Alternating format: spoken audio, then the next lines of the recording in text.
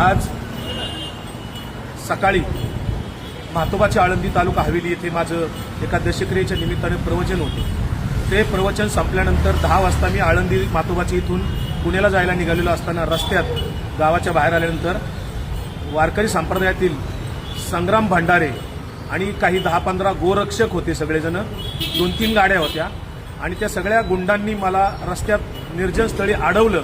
माझी गाडी आणून मला उतरून माझ्या अंगावर 2-3 शाईच्या बाटल्या ओतल्या, मला धक्काबुक्की केली आणि 2 जणांच्याकडे रिव्हॉल्वर होते। ते सगळेजण मला जीवे मारण्याची धमकी देत होते। तितक्यात लोक जमत असताना ते मात्र तात्काळ पळून गेले। मी त्या सर्वांचा निषेध करतो।